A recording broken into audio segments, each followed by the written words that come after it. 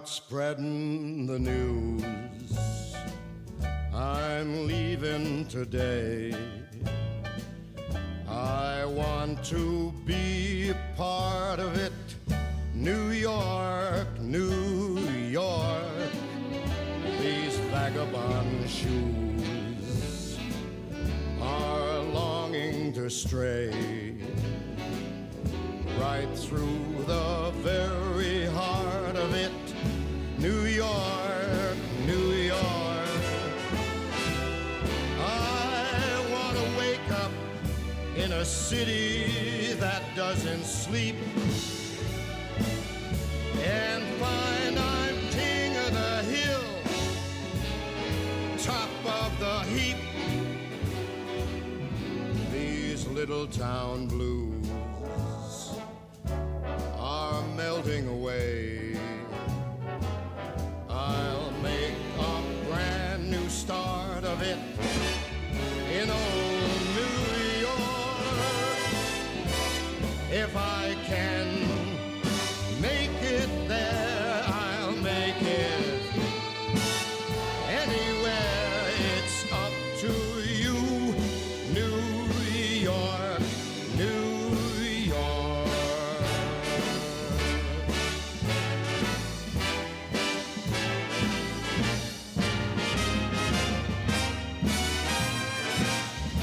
New York, New York. I want to wake up in a city that never sleeps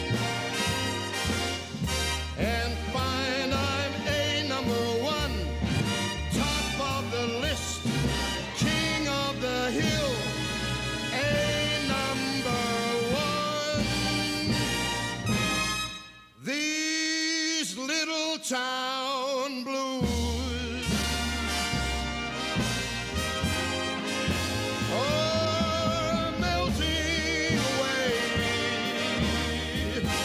I'm gonna make a brand new start of it in old New York.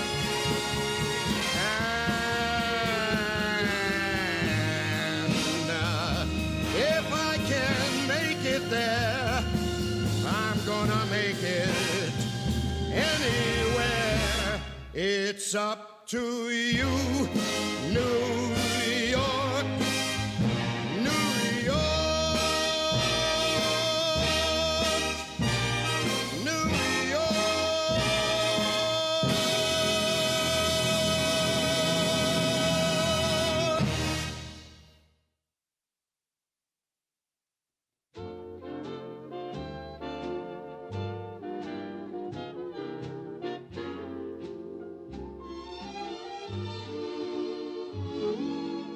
Like the folks you meet on, like to plant my feet on the Brooklyn Bridge. What a lovely view from heaven looks at you from the Brooklyn Bridge. I love to listen to the wind through her strings, the song that she sings for the town. I love to look up at the clouds in her hair. She's learned to wear like a crown. If you've been a rover, Journey's End lies over the Brooklyn Bridge. Don't let no one tell you I've been trying to sell you the Brooklyn Bridge. All the folks in Manhattan are sad, 'cause they look at her and wish they had the good old Brooklyn Bridge.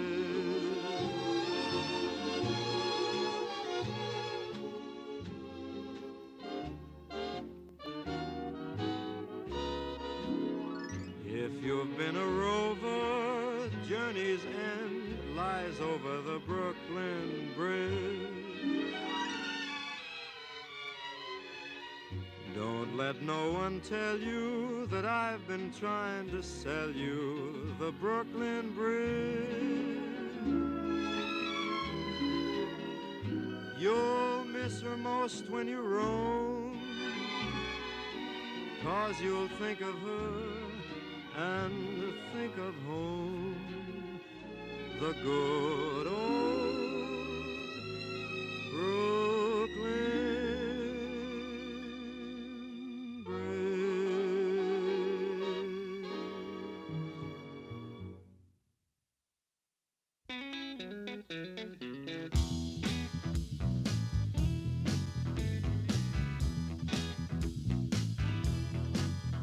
Every town I go in, there's a street, name of the street, funky, funky Broadway, down on Broadway, there's a nightclub, now, name of the nightclub, now, baby, funky, funky Broadway. Down on Broadway, there's a crowd now. Name of the crowd, baby. Broadway crowd. Down on Broadway, yeah. There's a dance there. Name of the dance. Funky, funky Broadway. Wiggle your legs now, baby. Shake your head now. Do the shingling now, baby. Now, shake, shake, shake now. You don't know, baby, you don't know now, woman. You know funky Broadway. Lord have mercy.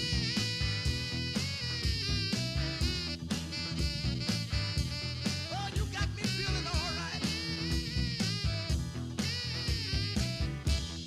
Dirty, filthy Broadway. No, not like Broadway. That Broadway. Look at you. Down on Broadway. There's a woman. Name of the woman. Broadway woman. Down on Broadway, yeah, there's a man. Name of the man.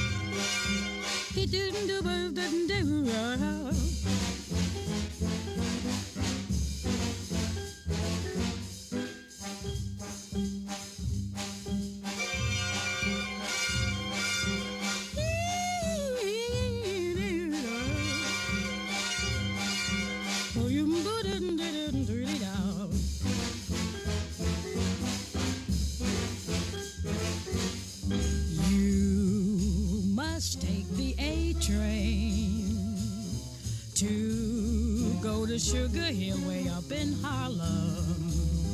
If you miss the A train, you'll find you've missed the quickest way to Harlem. Hurry, get on, now it's coming. Listen to those rails a thrumming. On board, get on the A train. Soon you will be on Sugar Hill in Harlem.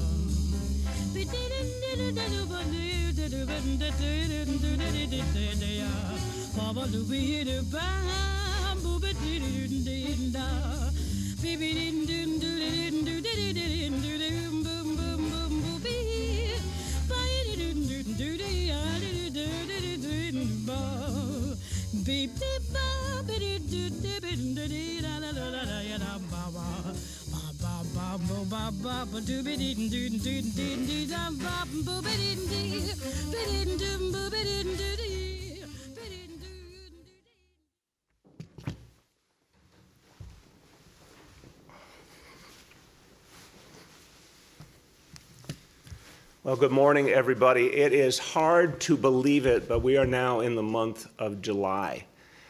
We're now beginning the 5th month that we've been fighting together against the coronavirus. So it's been a long battle, and it will continue to be. But as we enter the month of July, it begins with thinking about July 4th and the meaning of it, thinking about the pride we feel in our city, in our country, in each other, as we fight together in common cause. It is a reminder what July 4th is all about. One of the most profound concepts underlying what happened in 1776 was the fight for freedom. We are fighting shoulder to shoulder in a fight for freedom from the coronavirus. And the people of this city have been earning every day more and more of that freedom through hard work and work together. So we today can talk about some additional steps forward we're going to make. Today we can talk about some of the things that are going to advance because we've been doing the right thing together. But there is also some tough news today, and as I've said before, I want to always start with the bad news and then go to the good news. And the bad news is regarding a situation that we've seen now all over the country. Look, all of us in leadership at this moment in history, we have to be willing to make tough decisions, and we have to be willing to look at the facts and act on the facts. Let the facts take us to the right decision. We know a lot of other parts of this country, very sadly, made decisions based on something other than the data and the heat of the moment. And now what we're seeing in Florida, what we're seeing in Texas, even California that tried really hard to get it right, slipping backwards, we see a lot of problems, and we particularly see problems revolving around people going back to bars and restaurants indoors. And indoors is the problem more and more. The science is showing it more and more. So I want to make very clear, we cannot go ahead at this point in time with indoor dining in New York City. Look, even a week ago, honestly, I was hopeful we could, but the news we have gotten from around the country gets worse and worse all the time. We're going to work with the state of New York, and we have been working together throughout this crisis. We're going to work with the state of New York to figure out what is the exact right way to do this, how to postpone indoor dining till the right moment, what the approach would be to determine when it makes sense to go about it again. And as I said, we have been in absolute unity with the state on the focus on data. The data in this city, in this state's been getting better all the time, but the data around the country has been getting worse and worse and worse. In the last few days, shockingly worse. And what Dr. Fauci said about the potential in other parts of the country for the surge to get so bad, that we could be talking about 100,000 cases a day in the United States. We've got to honor those facts, and it is not the time to forge ahead with indoor dining. But it is the time to double down on outdoor dining. And so far, we have 6,600 restaurants that have taken advantage of our Open Restaurants initiative. I believe there are many more that could benefit from it. We're going to have a huge outreach effort. It's been going on for days, but it's going to deepen over the next few days with Small Business Services, that department, and Department of Transportation going out into communities, helping to show restaurants that qualify, that they can take advantage of this right away, get a lot more business, and do it in the safe way, which is outdoors. So I am very convinced we can help restaurants survive. We can help bring in a lot more revenue to them. We can help bring back a lot of jobs, but do it safely and do it outdoors. Now, outdoor dining unquestionably has been a great hit. And I think the bottom line is that outdoors is working, period. This is one of the things we've learned. Outdoors is where we need to be to the maximum extent possible this summer as we fight back this disease. Face coverings are working. We've learned some things that actually make sense. Social distancing works. We now have seen through experience the power of doing things outdoors, the power of the face coverings, the power of the social distancing. So let's double down and let's make sure that New Yorkers can do as much outdoors as possible going forward. So that begins with today's very good news. We announced it before, but today is the day. Our New York City beaches open today. We are ready for a great holiday weekend. The lifeguards are ready to go. New Yorkers can stay cool. This is something people have been waiting patiently for, maybe not always patiently for, but it's here, and that's going to help a lot. But now we're going to go to the next step with the outdoor pools. And we were not sure before whether we're going to be able to open some of them, but now we will be able to open some of our biggest outdoor pools and some of the outdoor pools in the communities hit hardest by the coronavirus. And for families, for kids in particular, this is going to be so important. Something to look forward to and to enjoy this summer and a place to stay cool. 15 outdoor pools will open in the next few weeks. There's a list on your screen. 3 open on July 24th. The remainder open on August 1st.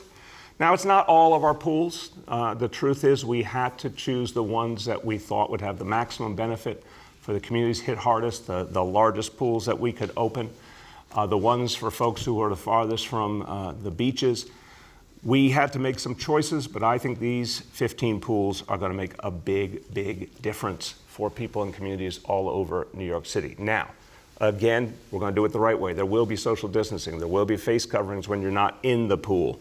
We're going to do this with all the standards the state has rightfully set for keeping people safe. And yeah, there are restrictions. It's going to be different. There's going to be spacing when people are waiting in line to go in. There's going to be a lot of things to make sure we really hold on to the progress we've made on healthcare.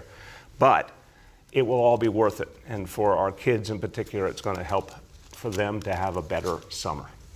Okay, speaking of young people, they've been through a lot. I've talked about this a lot. They've been through so much. We have to be there for them.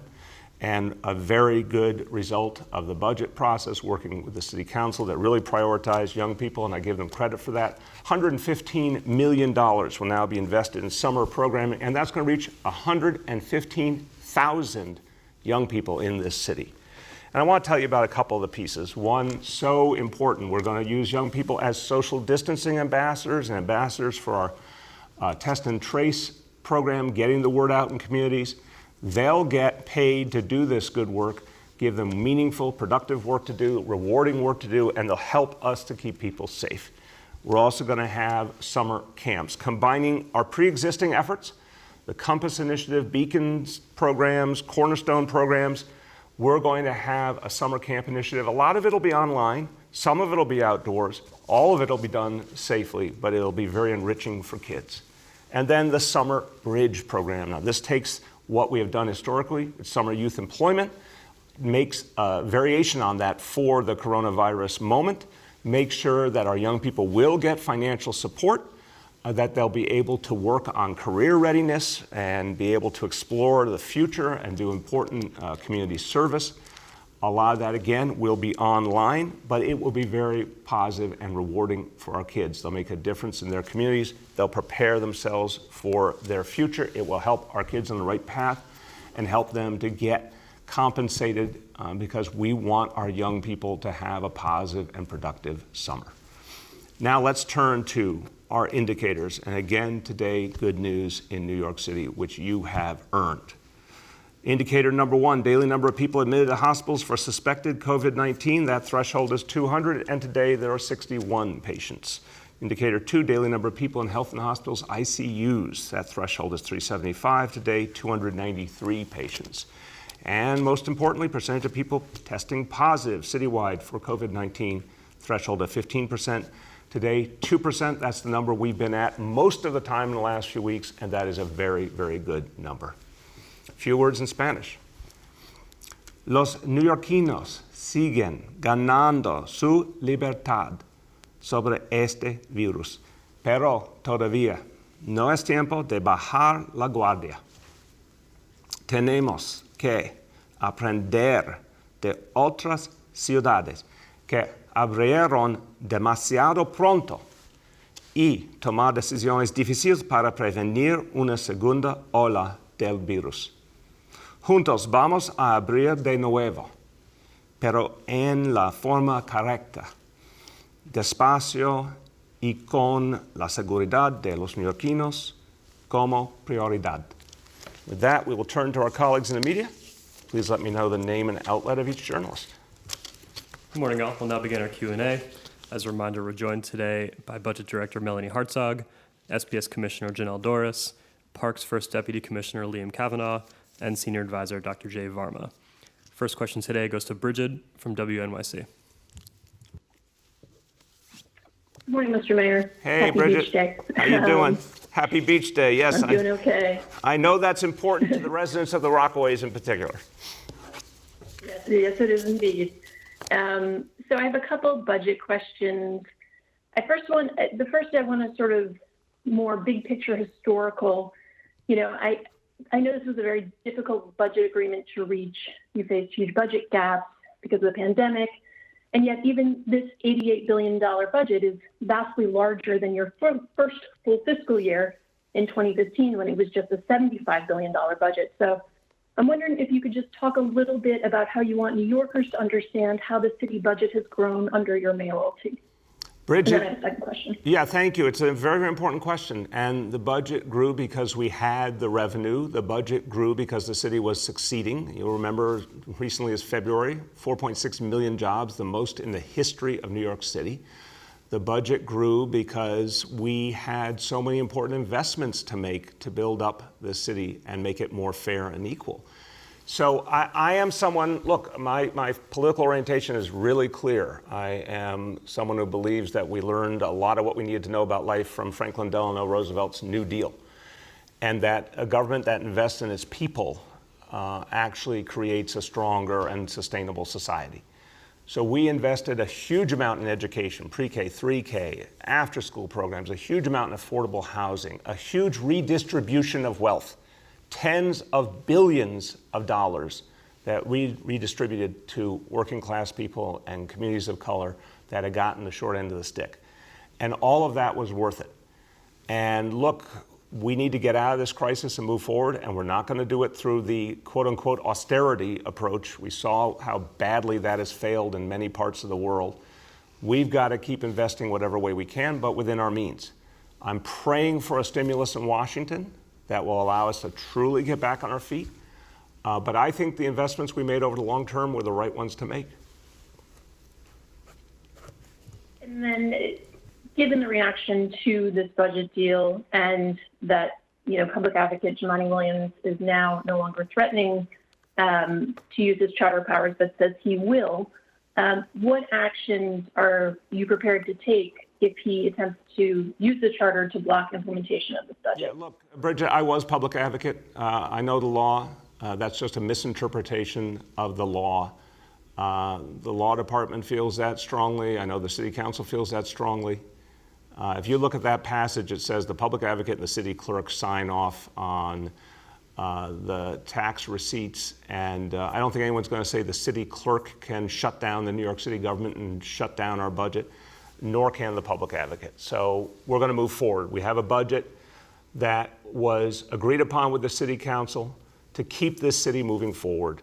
And we need to recognize that it's so important in New York City to focus on our restart and our recovery and not distractions like this.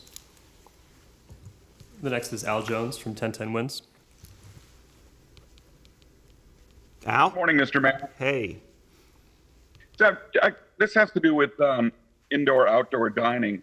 It seems to me with a lot of the smaller restaurants, the mom and pops, the corner restaurants, that they really aren't equipped to move outside. And the sidewalks are narrow, the streets are crowded.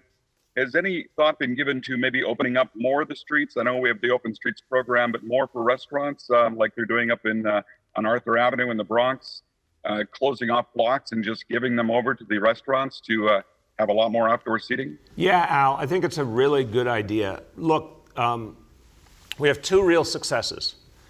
The Open Restaurants Initiative with the sidewalks and the curbs, unquestionably working. We can take that a lot farther. The open streets, and I want to give the city council credit. They really pushed that idea. We worked hard to figure out how to do it right. It took a while, and then we got there. The open streets are working. We're going to combine them, as you're indicating, to have open streets that also allow for a lot more room for restaurants. And I think there's more open streets we can do. So yeah, I want to see where we can use that model, especially, look, we've only got a few months when it's warm enough to really maximize this. I want to see us do more open streets in general and more open streets that can also benefit our restaurants. Al, do you have a follow-up? I do not. Okay, thank you. The next is Katie Honan from the Wall Street Journal. Good morning, Mr. Mayor. Happy Beach Day to all who celebrate. I want to ask a question about the budget. This is like, I guess, a broader question, but I asked the council this yesterday, and it's sort of taking a look at the movement going on around the city for widespread reform. And, you know, I know you have one more budget. I know you don't want to think about next year's budget, I guess, after going through this year's, but where do you see the city going over the next 6 months and 12 months to continue shrinking the NYPD's budget, to continue reallocating resources, keeping in mind that we have a continued tax revenue issue and other budget issues, especially for the activists who are so engaged right now? Yeah, look, I respect everyone who's protesting, but I'll tell you what I think the vast majority of New Yorkers feel right now, Katie. They want a safe city and they want a fair city. They appreciate that our police are there to keep us safe, and they want to see policing get fairer, more respectful. I actually think the vast majority of New Yorkers do not think there's a contradiction. They believe in the NYPD. They want to see the NYPD improve in some ways, but Lord knows they want to know when they call for a police officer to help them that officer will be there. So that's how we're going to approach it, with that core principle in mind, and I believe that is what the strong majority of New Yorkers want. The future is going to involve a lot more reform. We're going to be working on reform through a variety of mechanisms, including our internal task force on racial inclusion and equity, our very, very important commission, the commission we're putting together on racial justice and reconciliation. We're going to be looking at institutional racism, figuring out how to tear it down in all agencies, how to make fair investments in our people, how to right some of the wrongs of the past. A lot of that's going to be policy. It doesn't always involve money. But that's where I'm going to focus my energies for the next year and a half. And my second question is a more specific budget question. I know this was in your proposal from OMB's proposal, and it did go in the final budget to scrap the plans to build a 116th precinct in Southeast Queens. I know community members had been asking for that for 40 years. And one of the main reasons they asked for it was because the response time is 2 minutes longer on average in the areas around the 105 precinct compared to the rest of the city. You're reallocating the money to a recreation center, but there are still some community members who are still concerned about the response time. Back in 2017, when you announced this, it was sort of seen as this new idea of a precinct, a community center inside. So is there any plan to mitigate that, to kind of improve response time without spending I guess it was $92 million? Yeah. Katie, we're going to keep working on response time all the time.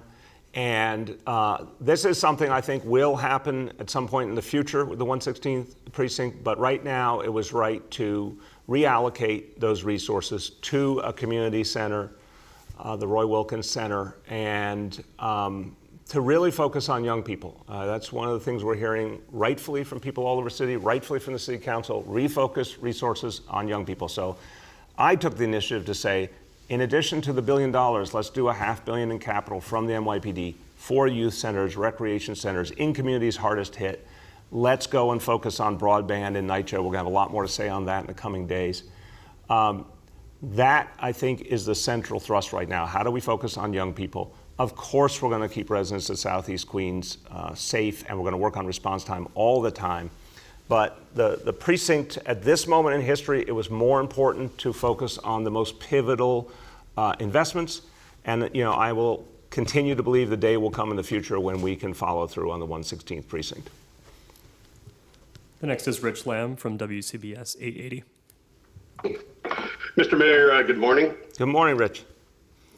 So, Mr. Mayor, you mentioned in your remarks about the areas of the country where the fever, the virus is surviving and climbing. And the idea of you remember the idea of keeping people out of New York, visitors from places where COVID is skyrocketing. Has any action been taken on that? Can you do anything about it? Have you talked to the airlines there clearly is a worry that people will come here and will have a repeat. Yes, Rich, it's a real thing and a real concern. So the division of labor here, of course, the most obvious place is the airports. You know if someone's coming on a flight from Florida or Texas. We're talking with the state. We'd like the Port Authority police, working with the airlines to get those names and share them with the city. And then our test and trace corps can follow up with every single one, confirm they're in quarantine, make sure they have resources if they need food, if they need healthcare, whatever it's going to take.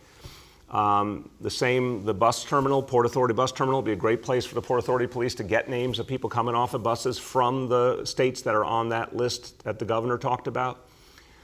And the state police at bridges and tunnels, they patrol. Obviously, can stop people with those plates from those states and just confirm that they're from there and get their contact info if they're going to be staying in New York City. And then we will work on the follow through our test and trace corps. Yeah, I have a different topic here.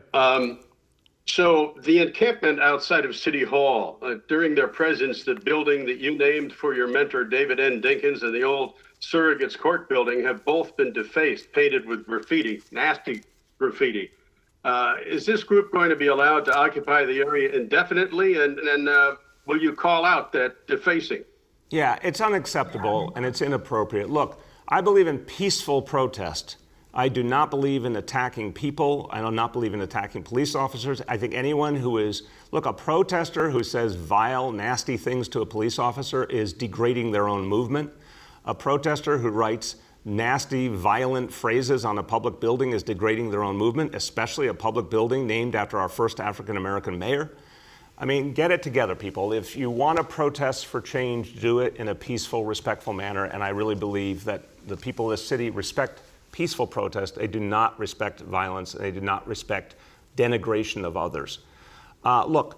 We will continue to respect peaceful protest, but we obviously also have to keep the city moving and running, Rich.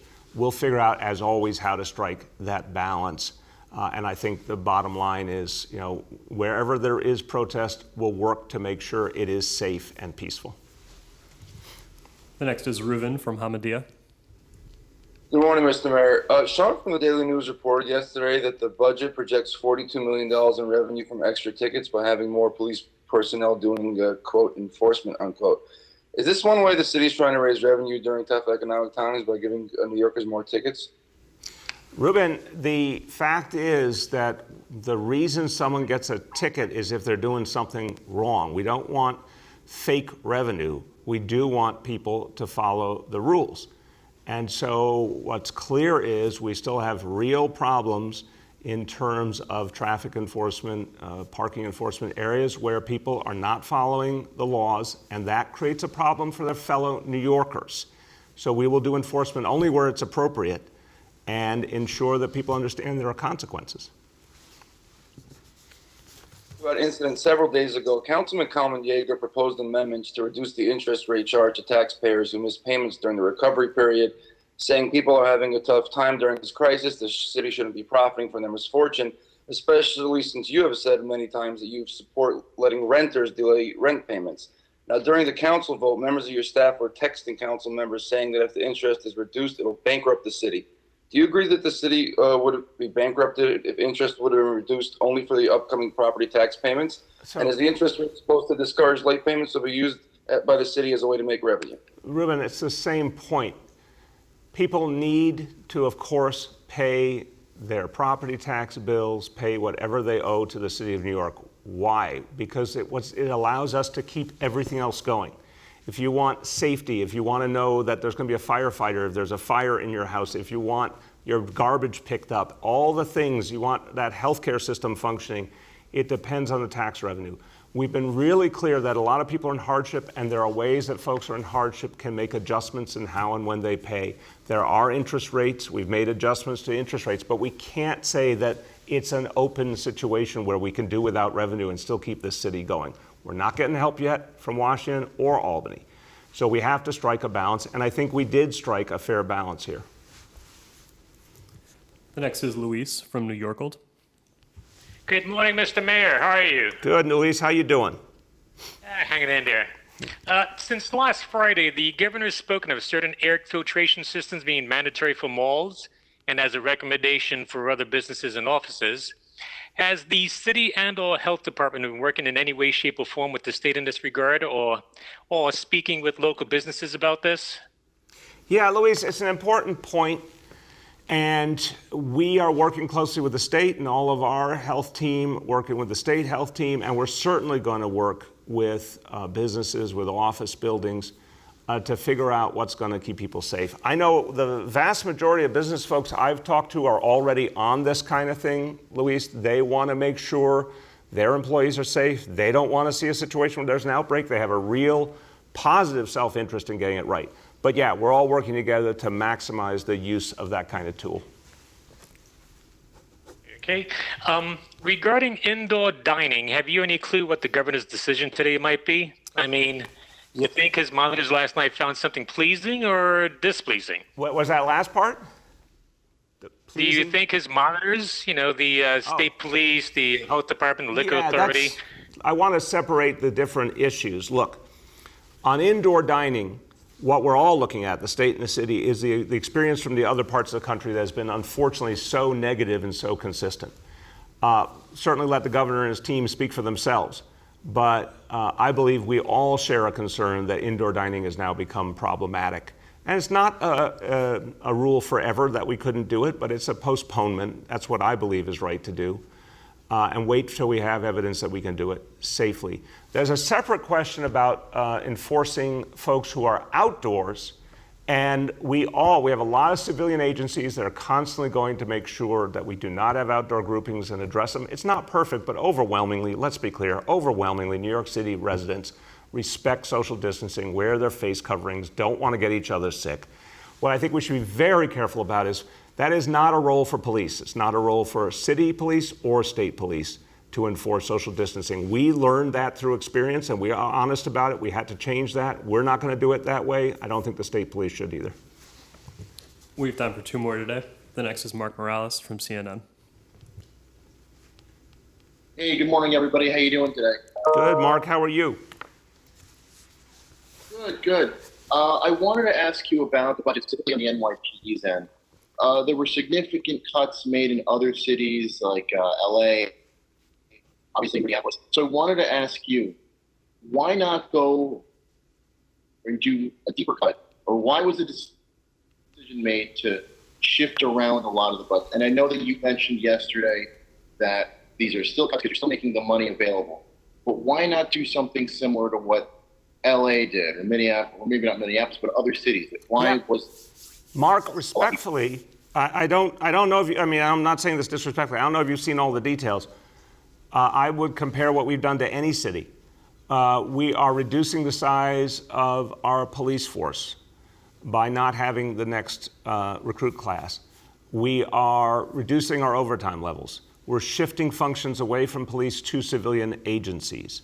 It's a huge initiative. And on top of that $1 billion worth of activity, another $500 million in money that was in the police for major projects, major capital projects that's now going to go into youth centers and broadband access for public housing residents. I really think if people look at these facts, they're going to recognize this is a huge reinvestment in communities while we still stay safe as a city. I'm very comfortable we struck the right balance. And again, what I'm saying represents, I am certain, the majority of New Yorkers who want this to be a safe city. They want more fairness, they want more reform, but they also want to make sure we consistently stay safe. Go ahead, Mark. Yeah, the other question I have was about overtime, and I know you mentioned that there was going to be, good leadership was going to dictate how much overtime was needed. But I wanted you to be very specific. Can you give me one scenario where traditionally there would be overtime that would be handed out that now will no longer be the case?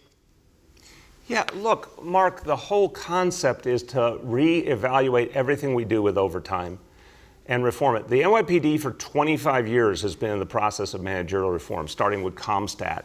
in 1994. This agency has gotten more and more modern, more and more efficient all the time.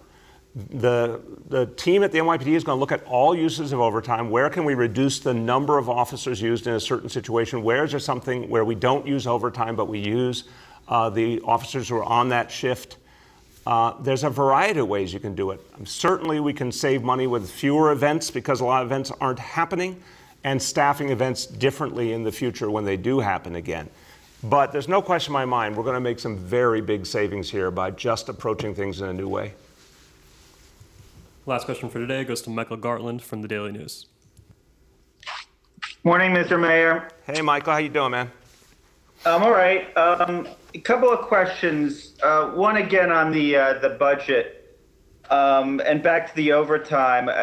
We got budgets or projections, right? So we're looking at $350 million in cut overtime, and money that the DOE already funds school safety at. And just going back a little further, and I apologize for like a little bit of a digression here, but there have been instances in the past where, going back to Recknitz and Reichberg, where you'd said that you didn't really have a close connection to these guys, and it turned out that the connection was a little closer than suggested.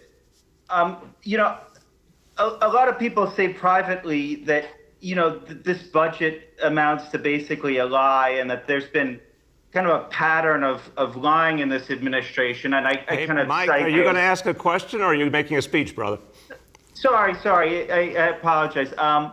So I guess, what's your response to those folks who see this budget as kind of, smoke and mirrors as it's been portrayed? I got your point now. So listen, I disagree with you on the history you referred to, with all due respect. What I said back then was the truth and still is the truth. Second, no, this is the real thing, and it's abundantly clear it's the real thing. And I really think people need to be more honest in their assessments of what's happening here. It is not easy to say we're not going to have a July recruit class. It's not easy to say we're going to have 1,163 fewer police officers, and we're going to have to make it up with a lot of efficiencies and redeployments. It's not easy to move important things that our police have been doing over to civilian agencies. We believe it's the right thing to do. It will take work, it will take effort, and we're going to be reforming that work in the meantime. School safety is going to continue to reform while making that transition.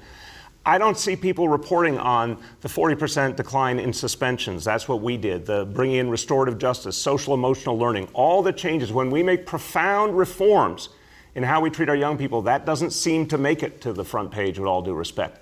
So we are making big changes. Some of them are by shifting responsibilities and shifting resources to another agency or another type of work. Some of them are just straight up taking money out of the budget. They're going to have to make do with less overtime, fewer officers, but I am certain we can stay safe at the same time. So it is straightforward and it's real. Go ahead. All right. Second question is, you talked about the expansion of the city's borrowing powers. That's been a discussion we've been having. Lawmakers we've talked to have said, based on past spending practices, they essentially don't trust giving this power to the city, that it'll be misused. And, I understand your position that this is kind of essential to avoid austerity measures as well as kind of the stimulus. What would you say to those people to kind of restore trust that they have that the city can handle this in a way that's... I don't think it's about trust. I think it's about politics. When after 9/11, Rudy Giuliani went to Albany, he got unanimous support from the Democratic Assembly and the Republican Senate to allow $2.5 billion in borrowing for New York City to see itself out of that crisis. New York City borrowed $2 billion worth, has almost paid all of it back over a 20-year plan, had no negative impact on our finances. The city continued to thrive after. This is the biggest single combined crisis the city has ever seen. The amount of borrowing we asked for, we brought the number to $5 billion. It's not a lot of money compared to the extent of our budget. It will be handled responsibly. Our team at OMB handles everything responsibly. The city's bond rating went up in the last year. whereas most of America didn't see that, obviously. No, this is a very financially well-run, carefully managed city, and anyone who wants the facts can see it. And so, because Albany didn't act, we had to put $1 billion in the budget for labor savings. We're going to work with our labor unions to try and avert layoffs, and if we cannot, and if there's no stimulus or help from Albany, then something horrible and tragic will happen on October 1st. 22,000 good people, 22,000 city employees will be laid off. That's about as real as it gets. So I would ask people to put the politics aside, look at the facts, and work with this city that has done so much to help its people and also to be careful with its money, and that's how we move forward. With that, everyone, look, this is a really, really pivotal time in our city's history. And we have come through this last 4 months when people said it could not be done, when it looked like it was going to get worse and worse. The rest of the country often was not charitable and respectful to New York City. Guess what? As they say in Scripture, as Scripture tells us, the last shall be first and the first shall be last. New York City today is doing everything to keep our people healthy, keep our people safe. It is so clear that the measures we've all taken together, the social distancing, the shelter in place, the use of the face coverings, the focus on outdoors activity is the right thing to do. It's working, and we're going to be smart, and we're going to be careful, and we're going to focus on data, and we're going to do things the right way for our people. So this is a moment for everyone to be real focused, real serious, to work together. If we do that, we're going to fight this disease back once and for all, and then get to the work of restarting and rebuilding the city and bringing it back better and fairer than ever. Thank you.